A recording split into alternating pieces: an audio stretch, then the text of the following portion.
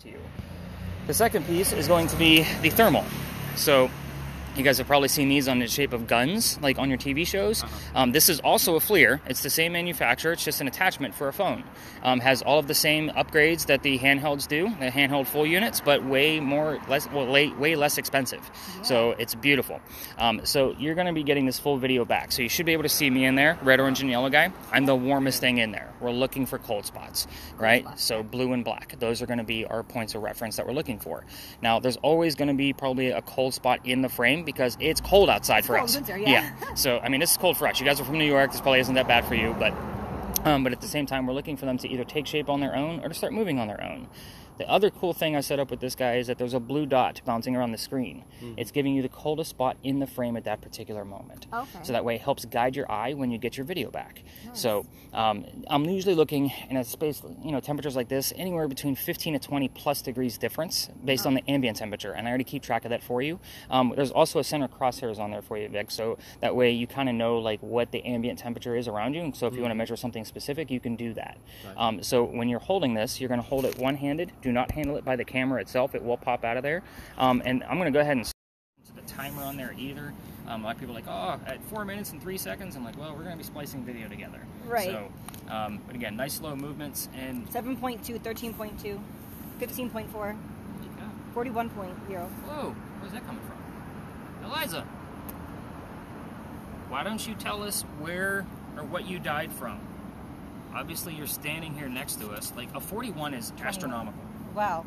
Like, I'm gonna like explain those in real time, like how they actually work. Your TV gives off a 40 to 60 milligauss. When it's running, put that behind where all the wires are. Yeah, you're gonna get a 40 to 60. You just had a 41. What were the other numbers? I missed them. 72. 72. That was Eliza, don't leave. We had a 15, didn't we? Yes. Well, again, ghosts don't stand still. We have to move too. Okay. So we're gonna start walking around. Vic, did you want to listen in on the spirit box with her to kind of get it just help her out a little bit while she gets used to it? Or yeah.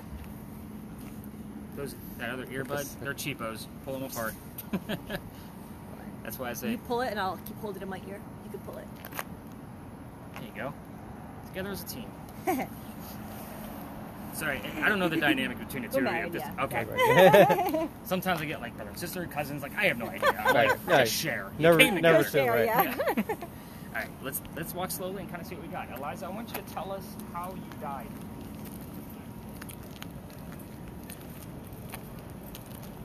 And just shout out any numbers you see. We're going to escalate it, so I really don't want to go below that 15 at this point. So anything above that 15.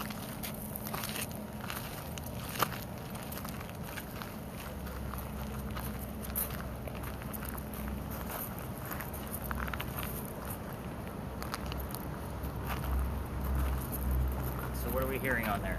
No matter how silly you think it might be. There's a piano. I heard I do have, and that evolved randomly. Okay. Separate. So if you hear this song, drop it like it's hot, that might mean that there was a fire here. Oh, okay. You kind of see where we're going? Oh, so pick anything out. Right. Okay. No matter how silly you think it is. Okay. Now, I am going to throw out, like, welcome to Charleston, and buy a Kia today. Like, I'm going to throw those things out. Like, I'm not going to be writing those down. Right. Okay. Eliza, why don't you tell us how you passed away? I know you like when I have the smaller groups, because we're not impeding.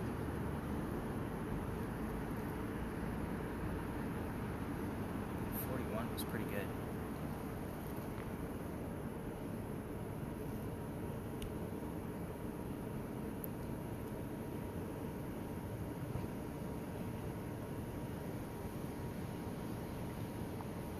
Eliza, come back. Tell us how you died.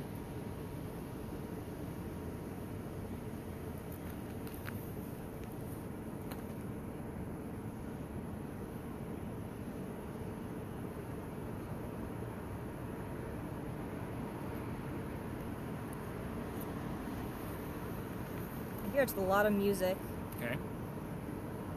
It's not about who is singing, it's about what they're singing. Keep that in mind. It's not that you heard Harry Styles, it's about that you heard As It Was. Right.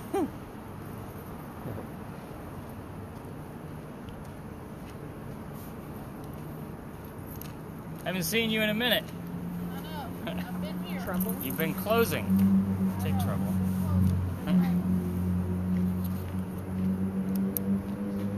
Crazy. Eliza, we're not trying to cause any trouble. Maybe you want to tell us how old you were when you passed away. Family is pretty common at this location. Oh, it said between, and then it went static. Vic, you picking up on all what she's picking up? Very, very faintly. It's like very hard to decipher. It's not easy. Yeah, it's not. It's hard. Eliza, tell us how old you Eliza, tell us how old you were when you passed away. said 40. I hear that.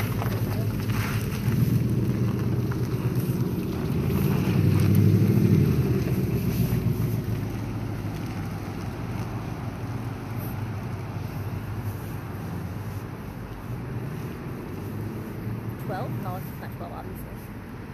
No, but 12 is a relevant number to this space. Oh, Again, sometimes they have to just grab whatever they can. right. It's not that I'm reaching for things. It's, again, I hear the number 12 here a lot. Oh, okay. So it is one of those pieces I'll explain before we leave. I'm not going to leave you guys hanging with It's the answers. irrelevant, but my birthday's 12/12. So Okay. today. And how old are you going to be next? So I just turned 33. Okay.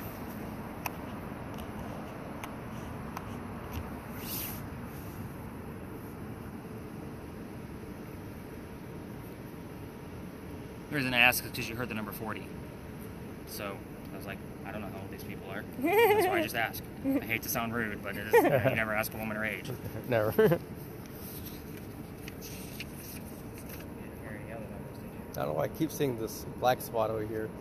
It's probably a piece of metal on the ground. Oh. A soda can, you know, anything like that that's going to hang on. Like metal's always going to be colder in chillier temperatures. So again, unless it stands up, waves at you. Okay, got you.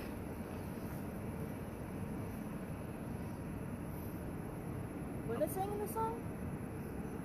It's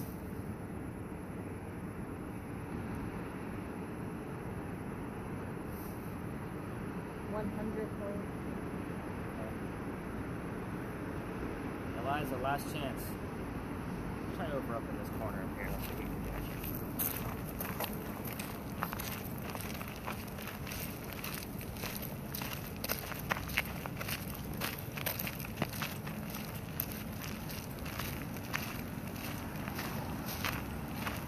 Any numbers?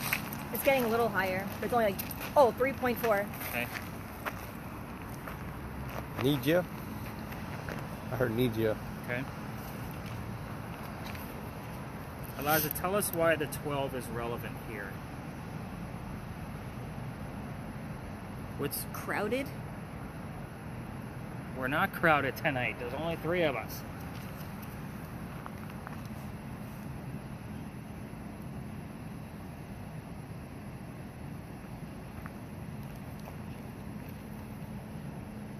I get 100. 100 again.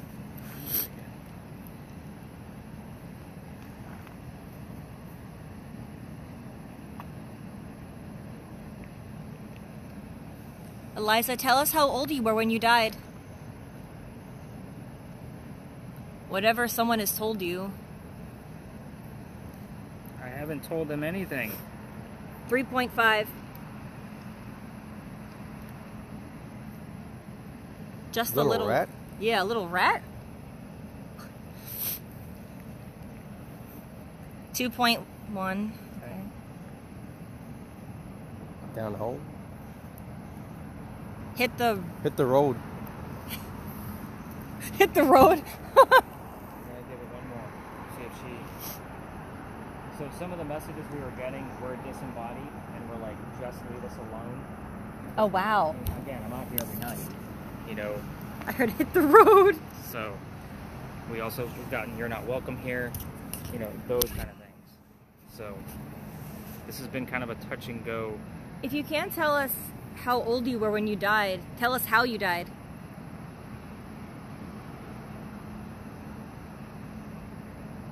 Hey now.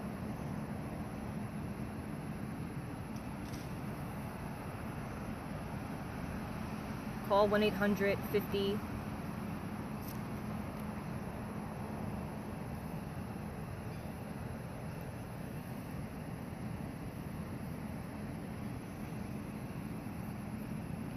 I heard your name, Vic. Vix, is that? Peter. I didn't hear that. Body. It was like a song like somebody. Alright, so nothing like super relevant other than at number 12. So I can't even call it paranormal at this point. So but go ahead and, you know, Pause it. Yep, go ahead. This used to be called Jewelers Alley. This is where some of the duels used to occur for the city of Charleston. So I say some because dueling was still illegal during the time of the story that I'm about to go through. Every ghost tour tells the same story. However, I'm going to go over some different details because you're ghost hunting. This isn't campfire and marshmallow time. So, a doctor moves down here from Rhode Island. His name is Dr. Joseph Brown Ladd. So if you hear the song Brown Eyed Girl, it's not coincidence. Oh, okay. Just so you know. And it has to be the exact phrase Brown Eyed Girl. Okay. But at any rate, he moves down here because he's supposed to get married to his fiancée, Amanda. Amanda just inherited a bunch of money from her dead parents. She has an attorney helping her out with all of this cash flow. The attorney thinks that Dr. Ladd is just after Amanda's money. So he tells Amanda, get rid of the doctor. Dr. Ladd moves to Charleston to prove that he's not after her money. So, as he's coming into town, the coachman set him up to be robbed and killed. So it wasn't a good start to his stay in Charleston, but somebody was walking by. He's lived here a long time and knew most of the townspeople, and he was, people are tourists come through. But he basically stops. His name was Ralph Isaacs, and I stop on Ralph for a second because he has the same initials as where the doctor came from. Rhode Island, Ralph Isaacs. So when we hear the letters RI here, I do have a digital Ouija board in my bag. It's a new device that they just created last year. And this is the exact reason why I bought it. It's for this location so we can get the initials RI.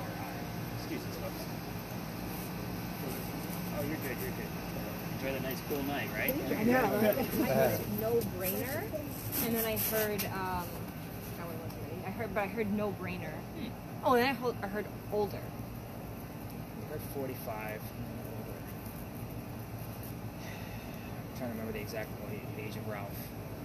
Remind me to write these down. I like the word no-brainer. I don't know why. But anyway, so Ralph tells the doctor, dude, you don't want to stay here. I know this guy. He's going to try to kill you. He's like, but I got some friends at 59 Church Street. You can stay there, and you can rent a room from these friends of mine, and you'll be good. The doctor took him up on the offer. They became friends. The longer the doctor stays here, the more money he's making. He started his practice down here, and he's proving his point that he wasn't after Amanda's money. So Amanda gets wind of this. She's moving down soon so they can get married, and Dr. Ladd becomes known as the Whistling Doctor because he whistled all the time. It's late 1700s. So I want you to also keep in mind every haunted city you're ever going to visit in the future has a cliched whistling ghost. I'm just going to put that out there. However, there is proof of this one, which is cool. Yeah, a lot of it. So back to the story. Dr. Ladd and Ralph, they go see plays together. They can't sit next to each other. Why? The doctor makes more money. He gets better seats. It's kind of the way the hierarchy worked. So they were talking about this play on the way home one night, Richard III from Shakespeare. They're arguing over the new actress. Dr. Ladd thought that she was fantastic. Ralph, not so much. The argument gets really heated when Ralph starts insulting the doctor's fiancée, Amanda, back home in Rhode Island, and they go their separate ways. Told you Ralph has friends here in town. He goes to the newspaper, and he puts an ad in the paper telling the whole city of Charleston what he thinks of the doctor. Kind of, you're a disgrace to society kind of mentality. Oh my God. Yeah, Dr. Ladd sees the ad, rebuttals with, let's just go to Jewelers Alley. Let's settle this. Meaning, somebody's going to die. So they came down, they took their 10 paces, they turned, the doctor pointed his gun in the air, and he shot. He didn't want to kill his friend. He just wanted to have the courage and bravery to show up to the fight, willing to forgive. Ralph, he has his one bullet, and he puts it in the kneecap on the doctor. He doesn't kill him, but he proved his point that he's still pissed off. Wow. So he drops to the ground. Dr. Ladd's friends pick him up. They carried him home to 59 Church Street, where he dies 10 days later after refusing medical treatment. You have to remember, he's a doctor. He probably tried to bleed out this bullet himself. They weren't worried about the wound itself, more so than they were lead poisoning. So again, bleeding it out would have been the way you heal that, and he failed. Died November 2nd, 1786. Now, every ghost tour that comes through here will tell you to listen for the whistles while you're down here, Wow. which is part of the reason why we use a voice recorder and why you have earbuds. Wow. So during the part when you guys are listening to this portion, listen for any whistles in the background. Oh. So, keep in mind, if you're going to do this on your own, I know you guys leave tomorrow, but if you want to walk through here without me, I can't take you all the way to the end. I'm going to tell you why here in a minute. I've been kicked out of here. That's the fun part. Yeah, so if you try this and go all the way through, and you're like looking at me like, why? Turn on your voice recorders on your phone and listen for whistles in the background, but keep in mind every local knows the story. Anybody walking up and down Cumberland or Queen Street throws a whistle down the alley.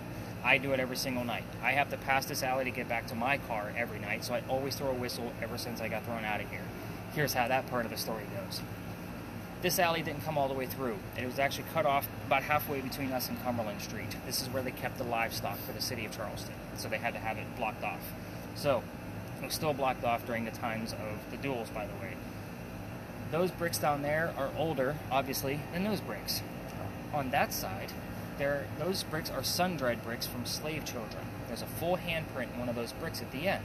Well, I treat that brick the exact same way I do a grave. That kid's not staring at that brick in the afterlife. However, my teams always want to try to get a reading out of that brick. November 26th of 2020, my entire team of 10 huddled around one brick trying to get a reading, and I'm trying to shoo them along because obviously my reasons, but it's also outside the kitchen window of the beautiful mansion at the end of the alley. We're not allowed in residential areas after 6 p.m. I have to follow the tourism laws, even though this is more of an experience.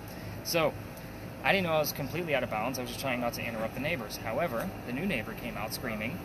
My daughter thought it was great because Dad's getting yelled at. She was on the tour that night. And, I'll come over here. But at any rate, so we move on, and the next day was Thanksgiving. Get you in there? Oh, yeah. And then I ended up going to school there. I don't tour on Thanksgiving because I told you I worked in Walmart for many years as a manager. You can feel my pain, right? Yeah. So, the next day was November 28th, 2020. I got a phone call asking me to reroute my tour or to go down halfway, which is what we're allowed to do. That's the cutoff point. I decided it wasn't fair for my groups of 10 to be working around 20 to 60 other people. So I rerouted my group and told them, I don't really believe in this story we're going to next. We're going to see what happens. We're going to be investigating pirates. So they were like, oh, cool. But somebody said, I just heard the name Anne. What I did not tell them was we were going to be investigating the famous female pirate, Anne Bonny.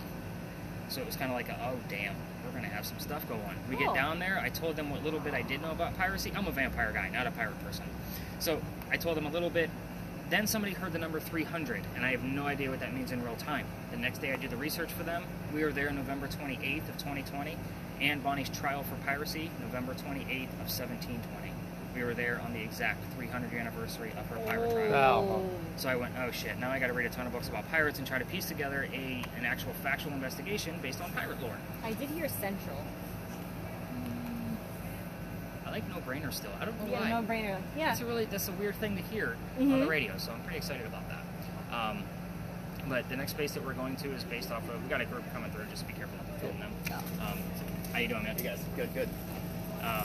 But it is based off of a ton of reading. Like, I'm always still researching. If I'm investigating a space on the tour, I'm constantly researching. I like the 300 and that was it. Yeah. However, when we get up there, it's a hit or miss location. We're either going to have a lot going on or nothing going on.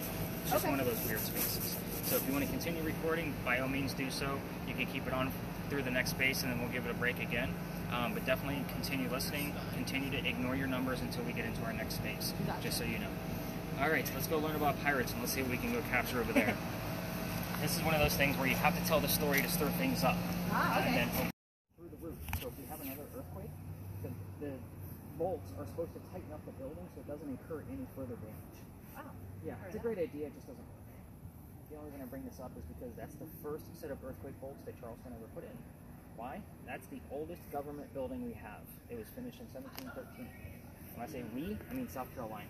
Like, that's the oldest government building in the state. Wow. We are here because this is what I call a familiar. You guys all watch, well, you watch the TV shows, you already admitted that. You've seen where they use like that teddy bear thing to attract the child ghost? Yeah, yeah. Same principle. So we want something that Anne would recognize while she was here. She actually came here, started her new life here when this building was being constructed. So this building took 10 years to build. Does that sound like our government? Small building, 10 years? No, not at all. No. Our story begins right in the middle of that, so 1708. Follow me, there's a lot of twists here. I try to slow down on them so we can kind of grab them. There's a lot. Young lady moves here from Ireland. Her name is Anne Cormac. She comes here with her father and his mistress. The mistress is Anne's mother. You guys with me so far? Okay. The 3 of them are running away from her father's angry wife. So her grandmother. No, No, her. her father's wife. Oh, the wife. Oh, Yeah. the wife. Not okay. Not Yeah. her mom. Gotcha. Gotcha. So they left because she was too angry. Now imagine that angry wife. You're leaving Ireland by boat to come here. How angry was she? Just putting that out there. So they land in Georgetown. Dad bought a plantation. Mom died pretty quickly. So that means he's sending young Anne from Georgetown. That's between us and Myrtle Beach, by the way, in case you're unfamiliar with the geography.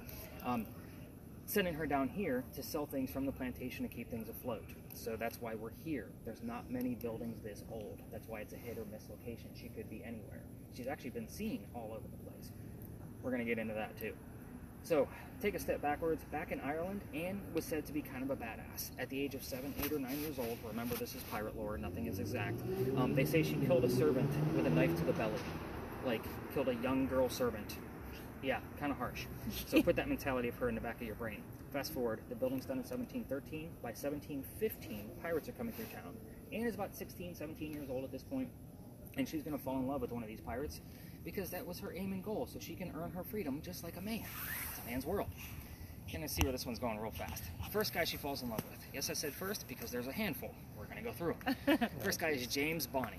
Right? You already know where this one's going. Dad didn't approve. They ran away to Jamaica, got married, and Cormac became Anne Bonny, the famous female pirate.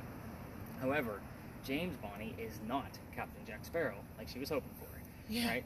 This guy turns out to be a privateer. He's a spy for the British. This is not who she wants because he's a coward. Right? So a few years later, she falls in love again. John Rackham, a.k.a. Calico Jack. This is literally the guy they based your Johnny Depp character off of. That's Calico crazy. Jack. So, yeah, this is where it all stems from. So, tie it all together. So, anyway, Calico Jack has his own ship. Anne wants to be part of that ship. You can't have a girl on a crew. Do you know why? Right. It's bad luck. Yeah, most people have that dirtier thought. I've seen the wheels spinning, dude. Like, I don't know. So, it is bad luck. So he makes a deal with her. If you dress like a guy and hide your gender from the guys, then you can be part of the crew. But you're going to be a female in my quarters. She's okay with this because Dad used to cross-dress her as a boy apprentice back home in Ireland to hide her away from his wife. So she knows it's a man's world. Let's do this. So put 2 and 2 together. We are all adults here. She's a female in his quarters. She's eventually going to get pregnant. You can't have a pregnant pirate dude on the crew. Right. Somebody's going to figure out that she's a girl. So he drops her off in Cuba. Go have the baby here, come back later. She comes back, there's no baby. We have no idea what happens to the child. She's dressed like a girl. That's the significant part of the story. This makes Jack angry because now everybody's going to know he let a girl on the crew. However, when she was gone giving birth to his baby, he captured another pirate crew. They're down below deck. She's going to go flirting with that crew to make him even more mad because that's who Anne is. We're on guy number 3, in case you lost track. Wow. Guy number 3 turns out to be a female, dressed like a guy to be part of the pirate crew that Calico Jack captured. This young lady's name is Mary Reed. She went by Mark Reed to become part of the pirate crew that was captured. Her and Mary became friends, possibly lovers, we're never going to really know, but the British find out where they are. They send a fleet of ships to take down one pirate ship. Anne and Mary, rumor has it, are the only 2 pirates not drunk enough to come up and fight with their 1-bullet flintlocks, probably because they don't know how to use the cannon jet. Obviously, 2 ladies are not going to take on a fleet of ships. They get arrested. As they're being arrested, she looks at her captain, her beau, Calico Jack, and she says, "You should have fought like a man instead of being hanged like a dog." The word dog shows up here a lot. I haven't checked my Spirit Box word list yet, but it does occur. So anyway, they go in front of the judge. He wants to see the 2 men by themselves, the 2 quote-unquote men that fought back. The other pirates already been gone, including Calico Jack, 2 days prior, on the 26th. So, Anne and Mary go in front. They reveal their gender to the judge. He doesn't give a shit if they're female. He's still going to hang them. They're still pirates. We plead our bellies. Was the last thing they screamed because you cannot hang a pregnant woman in 1720. It's illegal. So he sends them both back to jail, delays the hanging. Dad is still up here in South Carolina with all of his Irish money. He bails out Anne, brings her back home. She remarries. That's husband number 2 with guy number 4. We're going to count Mary. So did she lie about being pregnant before getting hanged? Oh, okay. We have no idea. On either one of them. Oh, okay. Yeah. On either one. So, but again, we don't know about Mary Reed. So that's 4 guys because she remarried again. And we don't know the identity of the second husband. But she had 4 children, died at the age of 84. Very abrupt ending. Mary Reed died a year later in 1721 from whatever pirates die from in a Jamaican jail. Most books will tell you that it was some kind of fever. I call bullshit. It's probably scurvious and nasty and gross. Make it romantic for yourselves, guys. So, yes, let's do this. So there's only 2 questions that I left out of here. You guys are going to ask the questions this time, and you can ask whatever you want to. This is not some prominent English woman that we have to tiptoe around, but the 2 questions I throw at you is I left out the name of Anne Bonny's parents on purpose. Okay. So that way you had something to work with. I also left out the name of Calico Jack's ship on purpose. So that way you can stem from that if you want to. But anything else you want to ask, as long as it's not a yes/no question, it's fair game. Again, this is a weird space. We're going to either have a lot, we're going to kind of weave in and out of those cars. We are going to walk together and kind of see what we got going on. With the motion sensor, that is pull up your antenna, hit the white button in the back. If you get numbers close to those bushes, we're going to discount them because the parking meters and the 2 electrical poles in the corners. If you get any numbers back here, I'm a little bit more excited. Okay. Don't forget to pull up the antenna. Now, notice that it turned red when you touched it. So reset it? Yep, reset it. The question you're going to ask to hopefully get an answer out of this is asking Anne Bonny what her hair color is. The only way for her to show you is to touch the antenna. Oh, really? So it's red. She had red hair. Oh, okay. So, I was trying to help somebody out one night who was struggling with the spirit box, and we got the answer from this instead. I was like, huh? So we moved out of the area to another location, asked again, same 3 people, same answer. Oh, So cool. it wasn't an anomaly from where we were standing. Like, I tested it, like, literally different sides of the lot. So, and it's happened on more than one night. So we never know when it's going to happen. We don't always get it, but we'll see. So again, just kind of be on the lookout for that. Don't get too excited about numbers, like, towards those bushes, just so you know. It's about the colors at this location. So, your camera loves to act up in here. I've had a small group one night where the person using it filmed the 2 of us, like me and the other person, using the red spirit box. A film went over the other person, and their spirit box shut off, like, immediately after the white film went over the camera. We moved away from that corner, and it went back to its original recording. Like, it takes like 4 button presses to get to where it's at. It went right back to it, like nothing ever happened. It was the weirdest thing. So we've had the white film show up twice, but only one time did it stop the spirit box. So weird. That's crazy. All right, let's take a few laps and kind of see what you hear. All right. Let's check my word list while we're walking here. Oh. A couple of things. I have the word knife since we've been here. Oh. Because when she was 6 or 7 years old or whatever, Right. supposedly she stabbed somebody. I also see the word bunny, which sounds very similar to Bonnie. Ah. Like, it's a stretch. I'm going to put it Yeah. out there. But until we have the name Anne, it goes along with it. But again, I would definitely say that knife was while we've been here. I'm going to say I saw certainly as we were kind of coming around. Interesting. Institution. Very interesting. So, shout out whatever you hear. What do you want to know?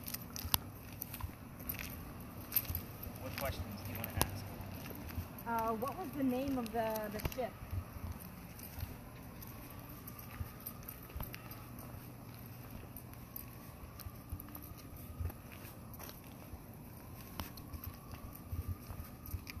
For an extra 25. So, it's speculated that her actual death date was April 22nd or April 25th. You heard 4 and extra 25. Oh! So, that is not a stretch. It is one of those pieces. He's like, now I want to know what's going on. Yeah! I heard real. I want to know the color of your hair, Anne.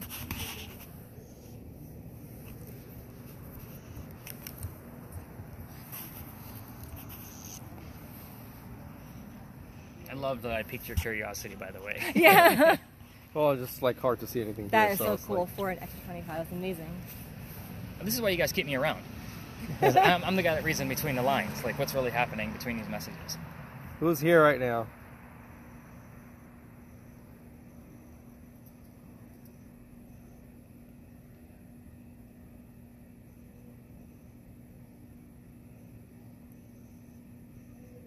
Incredible. Erica? Erica? I heard Erica. Yeah, I heard Erica. Who the hell is Erica? Are you a pirate? That's a yes/no question. Oh, yeah. If you're a pirate, say the word pirate. Which type of pirate were you? Male or female? Badass.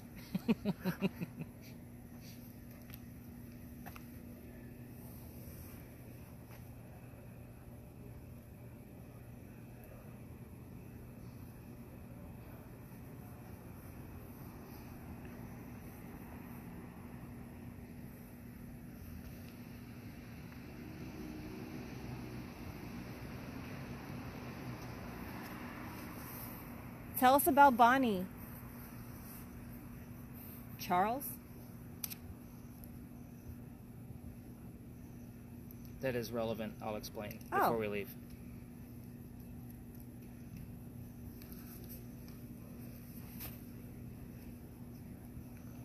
Can you tell us the name of your husband? Your first husband. Can't validate the second husband. Because we don't even know who the hell he was.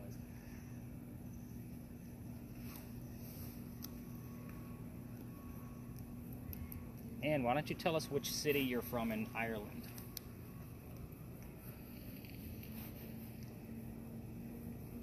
I want to know the name of the city.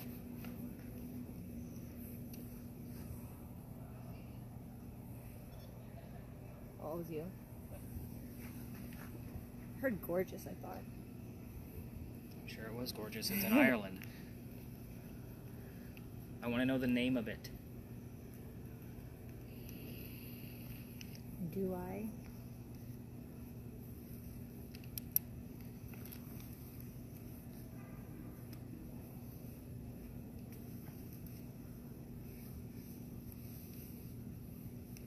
How old are you? Let's get closer to the building.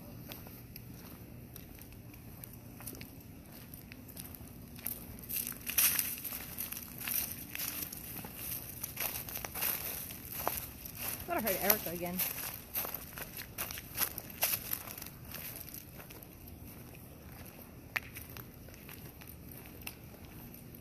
What happened to your baby in Cuba?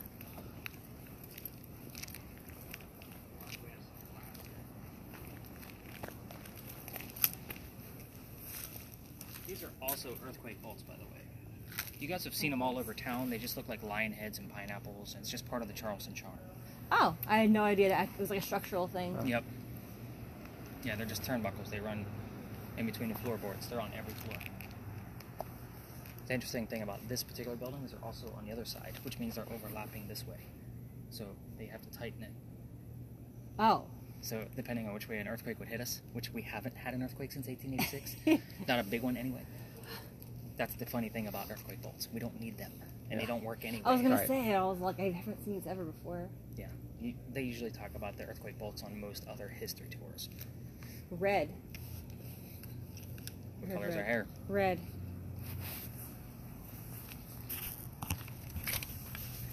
And tell us your mother's name.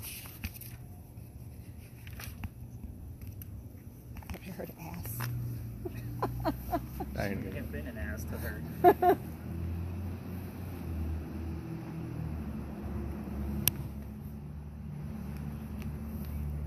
And tell us your mother's name?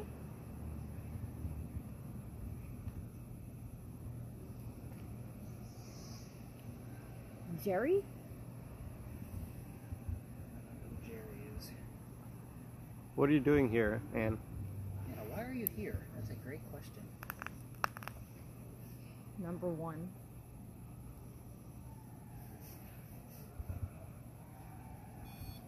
That was you, Nick, sorry.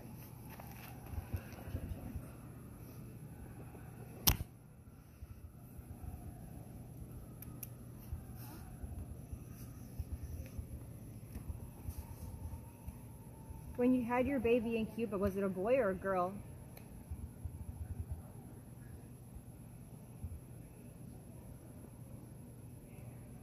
And you know how all these boxes work. If you're here, give us some definitive answers already.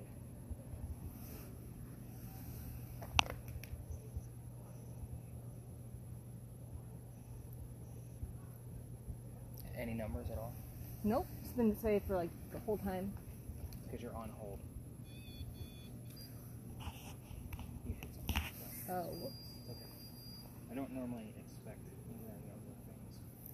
I don't expect a whole lot of numbers. Oh, okay. And can you stand in front of this tree? In front of my camera?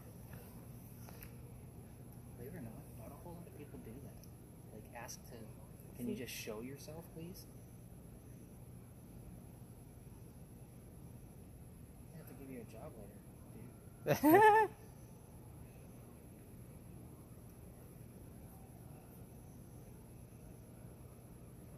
Come on, Ann. We got all these boxes out here. You know how to use them. You told us what color your hair was. Show us that you are a badass. Yeah, right?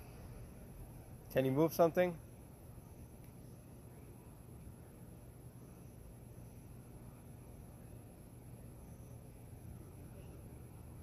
Just stand right in front of us. We'll be able to see you on the box we're looking at. What is that? May have been just the center crosshairs moving out of that yellow part. And I thought I heard the radio say, "Are you kidding? Yeah, I heard something. Are you something? Are you kidding?" Are you something? Like, Come on, Ann. We're only going to do this here for a few more minutes. You know, I don't stay here long if you're not going to give us any answers. Oh, we have a clear sky tonight. Holy cow. Yeah, it's really and nice. stand in front of the tree.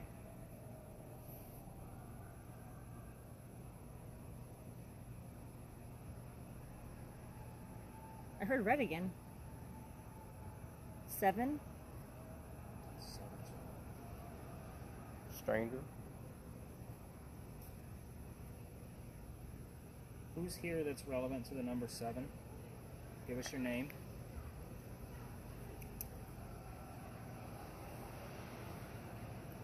That's what they call a... What do they call you?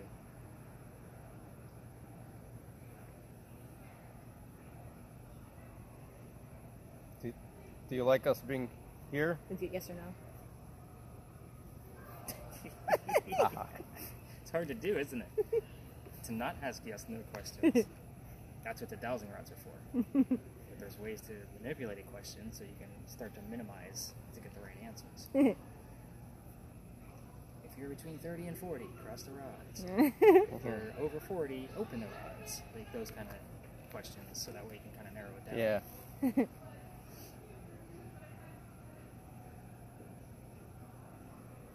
Always told the story. I know who's here. Try to touch the device Megan's holding and make it change color. If you're here.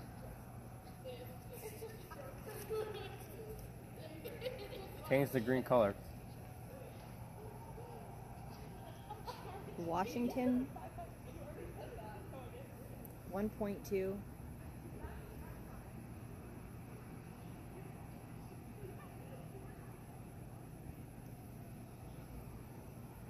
We want to know the first name of the person that's actually here, relevant to the number 7.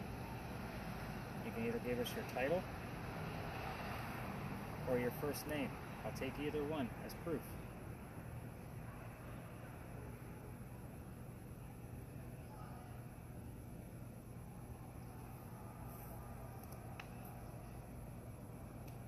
Still on famous.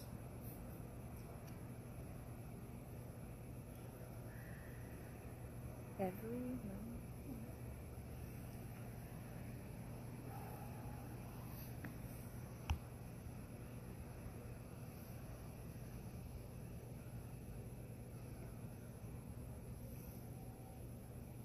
I say we wrap this one up. What do you think? All right. All right, turn off your REM pod. Let's go over towards that wall. There's a lot of monuments in this location. So the first time I came here, I had no idea what the hell we were going to find. It was just like, let's just see what happens. I had a small group like yours. I'm like, I got to experiment because I got a lot of repeaters coming in the coming weeks and I need to find a new spot. They were game. So we got here, and the first 3 things we heard were all relevant to that statue over there. Oh. That is Henry Timrod. He was a poet and a writer. We heard his year of birth, the exact year of birth, 1828. Came through on a spirit box, verified. Then we heard the name Henry. And then the name Tim showed up on the word list. Cool. Tim Rod is his name. So Henry Timrod. Wow. So I was kind of like, oh shit. And I didn't know much about him, so I had to do a little bit of research so we had something to work with. And just to make sure this is accurate, right? Like it's No. on. It's not on. Okay. It's on, but you have it in the wrong city. You must keep tapping something on the front. And that's okay, you're working with two different things, perfectly fine. So, here's a quick briefing on Henry Timrod, and then we're going to kind of explore this space. So, Henry Timrod was sick for most of his life, right? So, obviously, 1800s, he was old enough to live through the Civil War. And he wanted to fight for the Confederates because he was from Charleston. So he goes to the battlefield and enlists in the whole nine, but his friends realized he was too sick to fight. So they sent him home. They knew he was a writer. They said, go be the voice of the war. So that's exactly what he did. He came home, started writing about what was going on the battlefield and in the hearts and minds of the Charlestonians around him. He becomes known as the laureate of the Confederacy. Like, laureate is a big deal in the writer's world. So, a few years after that, he actually has a son. His son is born on a very unique date. I'll say that. You're going to find out what that is, hopefully. Okay. And he has a very unique name. So hopefully you'll find that out. But he dies shortly thereafter. So he lived longer than baby George from Eliza, but it's still a very sad thing to see or hear about. A few years after that, his friend calls him up. Henry's friend from college says, I got a cottage out here in Columbia, which is the middle of the state. Why don't you come out here, kind of get away from everything, finish writing the piece that you're working on for your publication, and you have some peace and quiet. I'll be out of town. Takes him up on the offer, and he goes out, and that's where he wrote his last words. His last words were, beholder of brief mortality, person of short life. And then he coughs, and it lands as a blood stain on the page.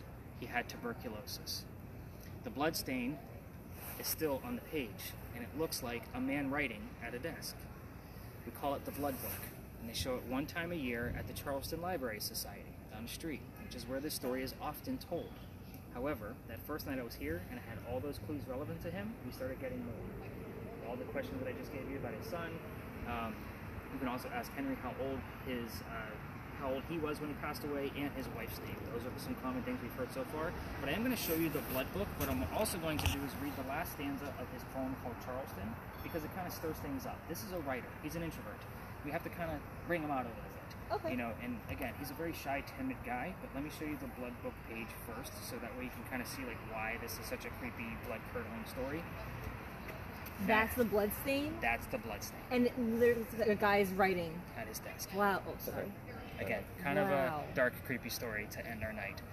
And you can even see the beholder of brief mortality written above it. And this was his last words, and then he dies. Wow, that's pretty freaky. Right. It's like he's maybe sensed it coming, Maybe. or just Fine. irony. Yeah. Well, I guess for us here in Charleston, like, this is a big deal. They're actually starting to teach Timrod's poetry. 25? 25? I had 25. Okay, I'll write that one down. We know not in the temple of the fates, God has inscribed her doom, and all untroubled in her faith she waits, the triumph or the tomb.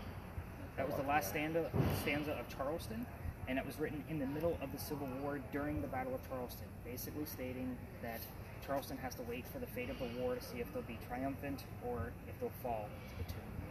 So, again, we've had the word triumph and tomb show up in the same night. After reading this, nights I don't read this, we don't get much activity. Before we start separating and actually kind of explore the space a little bit, know that that EMF detector has picked up well over 100 EMF in certain locations. So pick a grassy knoll, kind of explore it. Last night it was over in that corner. We had up to 157, I think. And I think that's been about the average. I think it was 154 over here one night. Again, it's never in the same spot. The stick figure camera that I told you guys about, I had a guest bring one on the tour at the beginning of December. So we were near obviously the monument, and he's got his giant SLS camera faced on it, and we actually had a full figure in front of us interacting with us for 8 minutes. Wow. When I say interacting, it was hey Henry, can I read the last stanza of Charleston? Raise your right hand. No. And then back down again. That is very Now the cool thing is, I save all of the data for everybody to see. I keep everything on my website for an entire year. cool. Yeah, so we're going to talk more about that. Yeah. But again, if you want to go back, just go back to December, and you'll be able to see. You'll be able to scroll down to December 3rd or 4th, whatever day that was, and the markers are there to be able to watch them. Like, it is very cool. The funny thing is he didn't know how to record it. So we were using my infrared camera over his shoulder so we can get the footage. Because Oh there my was God. that much going on. So it was really crazy stuff. But yeah, questions that you can ask: the son's name, the wife's name, the son's birthday, how old Henry was when he died. Those have been kind of the main common things. If you want to ask anything else, just remember, introverted writer. not like me, the extroverted writer. So let's kind of see what we get. I haven't looked at my word list in a minute, but Did you hear it? No, that's what he said. Oh. That's what I said. Did you hear it? did you hear it? What was the thing you heard earlier? 25? Oh yeah, 25. Oh, by the way, that is a monument of Washington, and we have had clues show up relevant to him as well. There's another monument over there next to the building, all the way to your left. We've gotten some clues about that woman over there, but not enough for me to like really say like I needed to research her. I'm more prominent on the creepy writer with the bloodstained page. 25, and did you hear it? What are we listening for, Henry?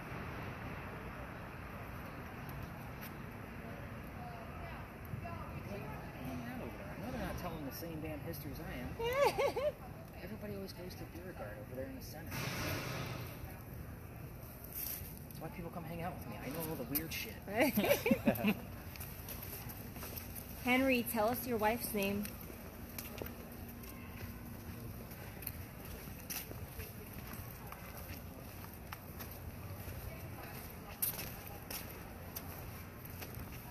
Or how about your son's name? I want us to test the EMF over here.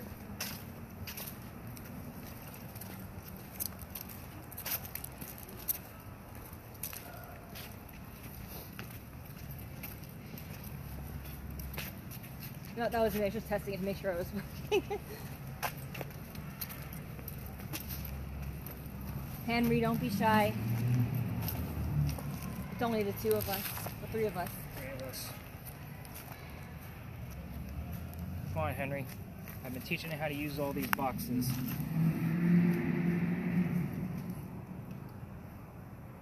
Penalty. Shout out anything you hear, because this is the place where I don't know everything. $45 million. So I'm looking at 45. 45.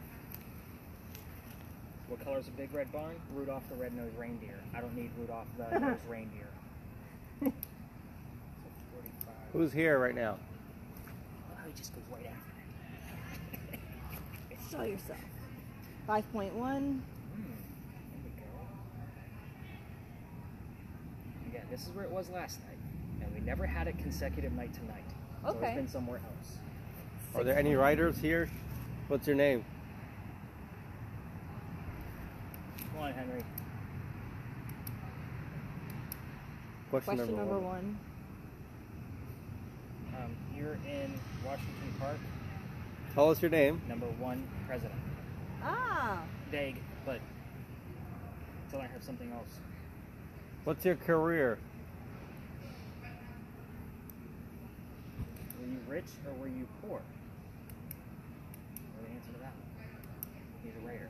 He's definitely.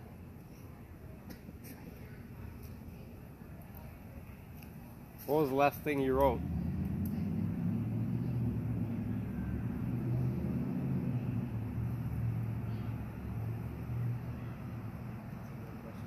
Did we get the word mortality? I heard cancer, I thought. I think, yeah, I mean, it's hard to make out, It but sounded like cancer. You didn't have cancer. You had 4.6. TB. Okay.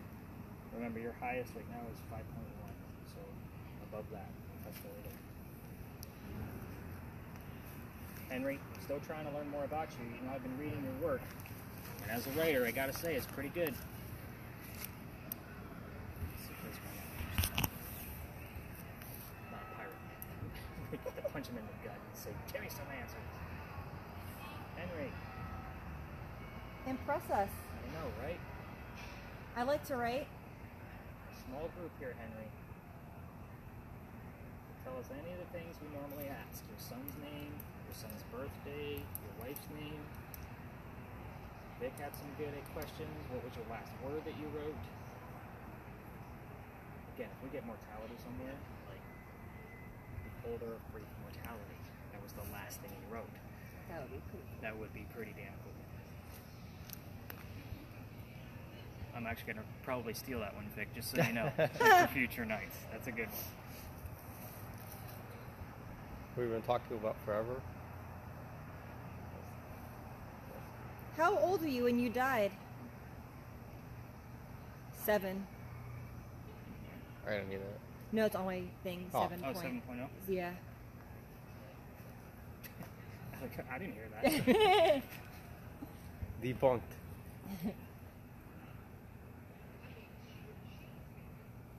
Impressive. Did you say impressive? Yeah. That's right, Henry.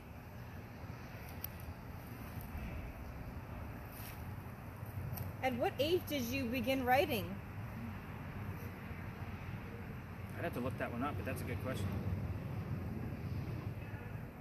I bought a couple of biographies about him, so that way I could... Newsstand? He actually wasn't writing for, like, a book. He was writing for the newspaper. Oh, we got a newsstand. I like that.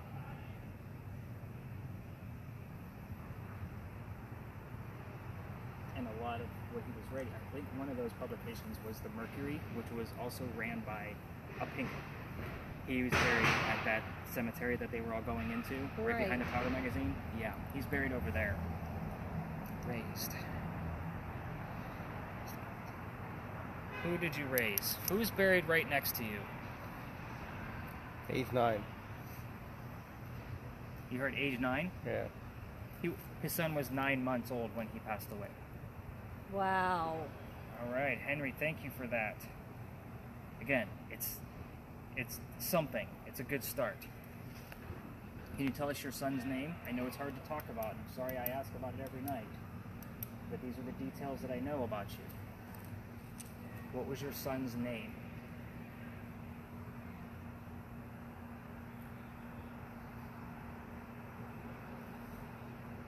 Still trying to something I've been thinking. Come on, Henry, be more specific. Use the boxes that we're holding. You just gotta get close to them. Privacy protection. Privacy. He's telling us to shut up about his son. All right, Henry, tell us more about you. Or your wife. What would you like to talk about? Tell us something.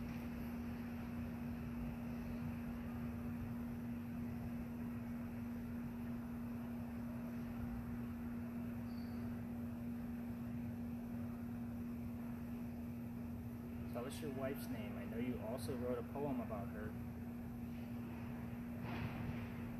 Or if you want to tell us something about yourself that I don't already know. It's one thing to read about somebody, it's another for that person to tell me about them. Oh. No other number showing up? Nope. I'm high. I had 7.0 before. That was the highest.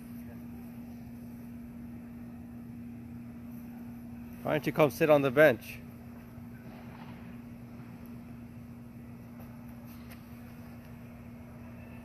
Buy your house.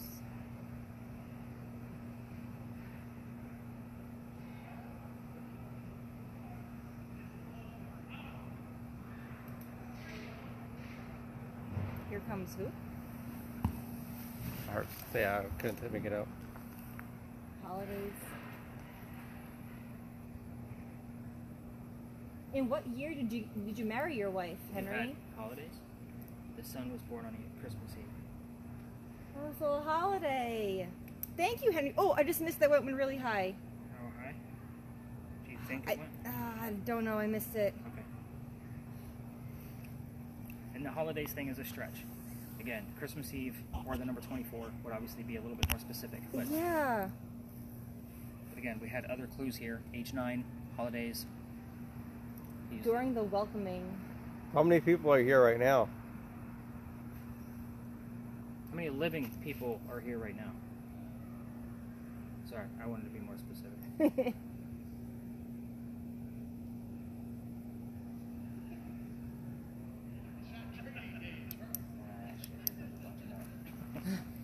That's going to throw our number off. Henry, I think I'm going to stick to the question of what was the last word that you wrote before you very bloodily passed away.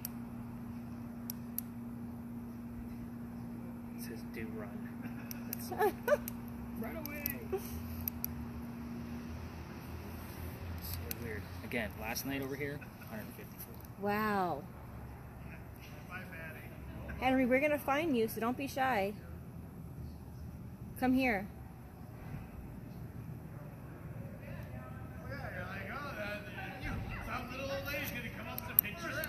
Can you touch the device Megan's holding and make it change color? Try to do that.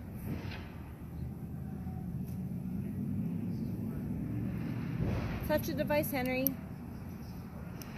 Come say hi.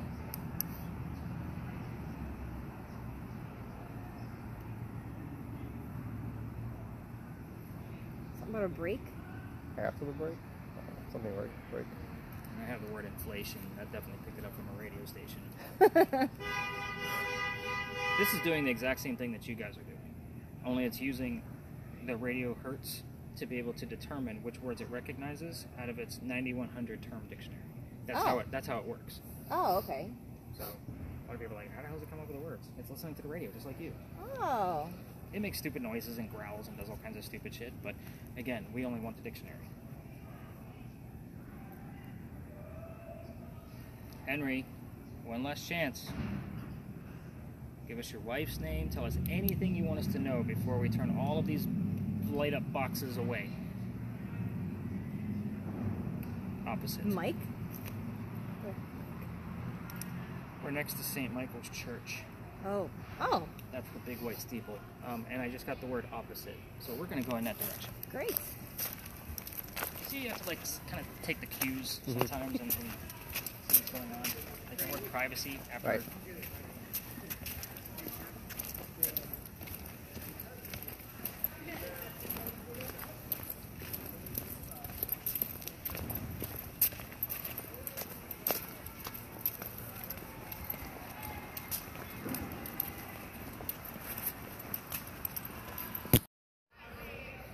These rowdy groups that kind of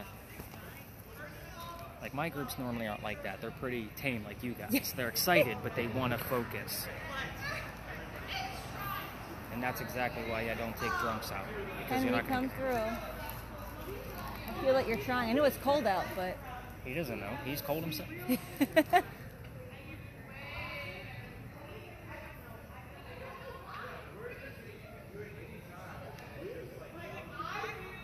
Value though something.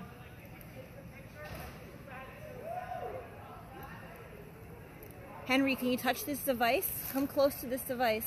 Touch the box with the metal stick. No numbers at all? 0.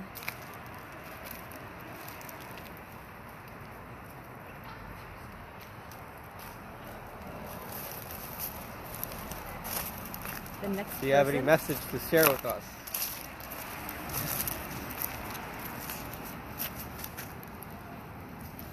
Perfect. Any other poems you want to talk to us about?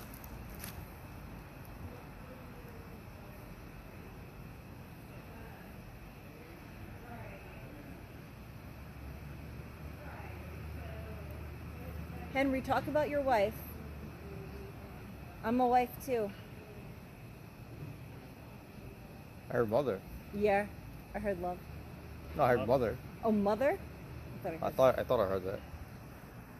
By the way, that SLS section that we had, it ended when the only female in that whole team went over and extended her hand and asked Henry to shake it. He disappeared. We couldn't get him back. Oh. The weird thing about that is you have to remember the time he came from. It was probably disrespectful for a female to offer her hand to be shoved. Oh. So Why don't you hold this then? That just No, it's okay. just hold it. See if any numbers pop up. Can anyone who's here touch this metal device? Make it light up. I want to try something new. Yeah, I'm gonna try this.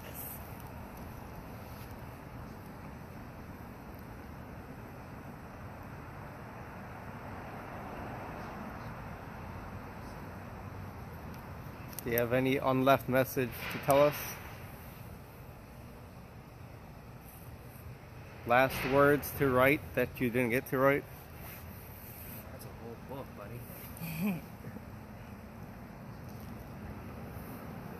Henry, last chance, man. Tell us what you want to hear, or what you want us to hear, because I'm going to have to start shutting these pieces down if you're not going to talk. You came to the side you wanted us to.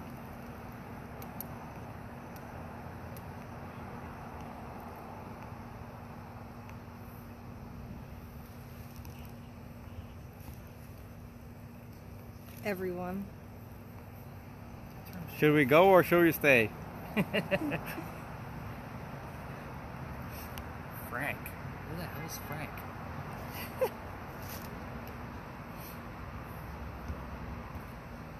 Maybe I'm being frank. I'm wondering if it is Beauregard. I can't remember his first name. And I won't be able to see the, memorial in the dark. I'll have to dive in and see if there's a Frank Maybe. memorial in here. That would be interesting. Can you show Megan what you look like and come in front of the tree? Let's see if that statue does you justice. Oh, somebody sent me a photo that they took on the investigation. One big giant light streak. I mean, solid light streak. It looked like it looked like almost like a wood plank leaned against the tree. Oh my god. Like, I checked the video camera at the same time frame. Nothing there. No way. Only in the photo. Traffic. Interesting. Well, the Frank thing got my curiosity piqued. Only because I don't know if that's Beauregard over there or not. I can't remember his first name. But I think I'm going to call this one wrapped, just because Henry's not giving us much. I'm excited about the age 9, and the, obviously opposite Holiday. blank holidays. Those are good terms. Here, we'll swap. Hold on. Let's head over to this bench so I can set the bag down. You got some really good questions, dude. Like, seriously. That's all 8 years of ghost adventures. Ghost, whatever. Well, the last word thing would be a great question here. The word mortality can show up either on a radio station, and I've seen the word mortality on the word list before. So, that's actually a great question. So, again, I love picking your guys' brains. This is where you guys get to teach me shit, too. I don't time this, so let's kind of see what the voice recorder's at. So 2 hours and 7 minutes. So that's definitely going to give you about 5 hours worth of media, roughly. Cool. So